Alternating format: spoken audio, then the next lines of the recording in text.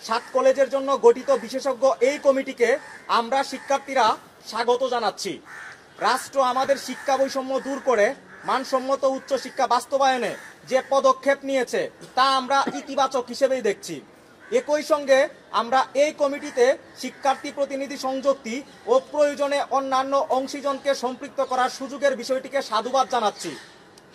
আমরা এই কমিটিকে আশ্বস্ত করতে চাই, আমাদের স্বপ্ন বাস্তবায়নে প্রতিটি শিক্ষার্থী এই কমিটিকে সর্বোচ্চ সহযোগিতা করতে প্রস্তুত রয়েছে।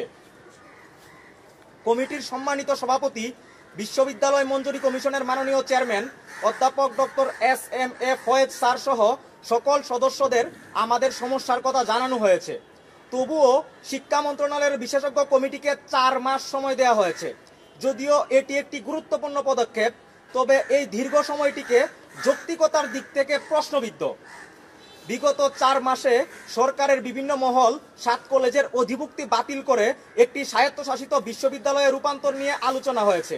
সংশ্লিষ্ট সকলেই এই বিষয়ে একমত যে 7 কলেজে ইন্টারমিডিয়েট পর্যায়ে রেখে একটি পূর্ণাঙ্গ কাঠামো দেওয়া সম্ভব।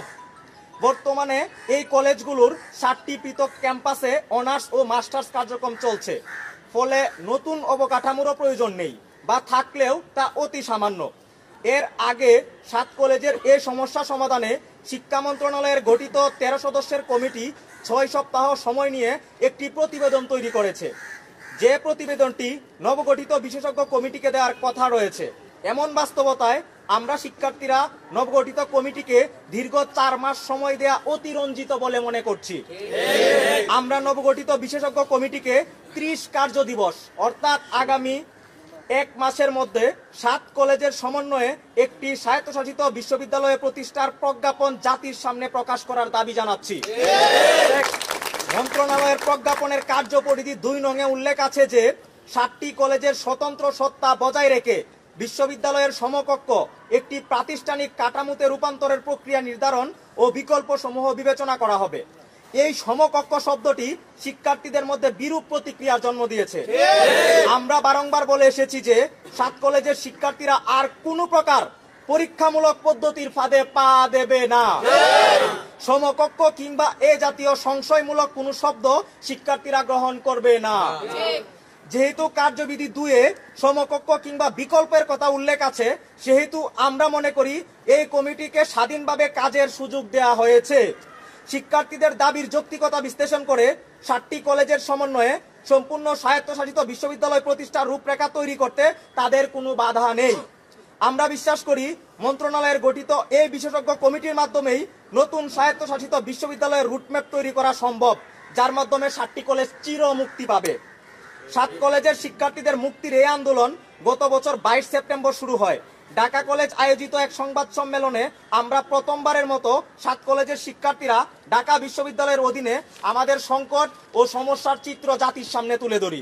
সমস্যা সমাধানে আমরা ঢাবি অধিভুক্তি বাতিল করে 7 কলেজের সমন্বয়ে একটি স্বায়ত্তশাসিত বিশ্ববিদ্যালয় প্রতিষ্ঠার দাবি জানাই। অতঃপর একই দাবি নিয়ে 25 সেপ্টেম্বর মাননীয় শিক্ষা উপদেষ্টা ডক্টর ওয়াহিদুদ্দিন মাহমুদ, 29 সেপ্টেম্বর ঢাবি উপাচার্য ডক্টর নিয়াজ আহমেদ খান ও ইউজিসি চেয়ারম্যান অধ্যাপক ডক্টর এস.এম.এ. ফয়েজ স্যারকে স্মারকলিপি দিয়েছি। একই স্মারকলিপি কলেজগুলোর সম্মানিত অধ্যক্ষদেরও দেওয়া হয়েছে। এরপর আমরা ধারাবাহিকভাবে মানববন্ধন, বিক্ষোভ মিছিল, নীলক্ষেত ও সায়েন্স ল্যাব মোড়ে অবরোধ করে শান্তিপূর্ণ কর্মসূচি পালন করেছি। আমরা ক্লাস পরীক্ষা বর্জন করে ক্যাম্পাসে ক্যাম্পাসে বিক্ষোভ কর্মসূচি পালন করেছি। আমাদের আন্দোলনের যৌক্তিকতা উপলব্ধি করে 7 কলেজের শিক্ষার্থী ছাড়াও সর্বমহলের সমর্থন আমরা পেয়েছি। পরবর্তী সময়ে মাননীয় শিক্ষা উপদেষ্টার আশ্বাসে আমরা আন্দোলন সাময়িক স্থগিত করেছি। মাননীয় শিক্ষা উপদেষ্টা মহোদয় ঢাকা কলেজে এসে 7 কলেজকে ঢাবি অধিভুক্তি বাতিল করে স্বতন্ত্র প্রাতিষ্ঠানিক কাঠামো দেওয়ার জন্য হাই ভোল্টেজ কমিটি গঠনের ঘোষণা দেন। এরপর আমরা রাষ্ট্রের প্রতি শ্রদ্ধাশীলতা ও শিক্ষার্থী হিসেবে নিজেদের দায়িত্বশীলতার জায়গা থেকে মাঠ পর্যায়ের সব রকম কর্মসূচি সাময়িক স্থগিত করে শ্রেণীকক্ষে ফিরে এসেছি। আমরা শিক্ষার্থীরা স্পষ্ট বলতে চাই, 7 কলেজের সমন্বয়ে স্বায়ত্তশাসিত বিশ্ববিদ্যালয় ছাড়া আমাদের শিক্ষার্থীদের বিকল্প কোনো সমাধান তারা বিশ্বাস করবে না। আরো সহজ ভাষায় বললে এর বাইরে কোনো কার্যকর বা উপযুক্ত সমাধান নেই। কারণ শিক্ষার্থীরা আর কোনো নতুন পরীক্ষামূলক পদ্ধতিতে যেতে চায় না। এখন যে বিশেষজ্ঞ কমিটি গঠিত হয়েছে, এই কমিটির সদিচ্ছা থাকলে আগামী 1 মাসের মধ্যে একটি নতুন বিশ্ববিদ্যালয়ের রূপরেখা জাতির সামনে তুলে ধরতে সম্ভব বলে আমরা মনে করি। আমরা যদি 1 মাসের বেশি সময় নেওয়ার মতো কোনো পরিস্থিতি সৃষ্টি হতে দেখি, তাহলে শিক্ষার্থীরা এই ধীরগতিকে কালক্ষেপণ হিসেবে ধরে নেবে। আমরা আর নতুন কোনো ধরনের ছল চাতুরি দেখতে চাই না। এই কমিটির মাধ্যমেই যদি আমাদের আশা আকাঙ্ক্ষার প্রতিফলন না ঘটে, আমরা ফের পড়ার টেবিল ছেড়ে রাজপথে নেমে এসে আমরা আমাদের দাবি পূরণ করে নিয়েই পড়ার টেবিলে ফিরব। ধন্যবাদ।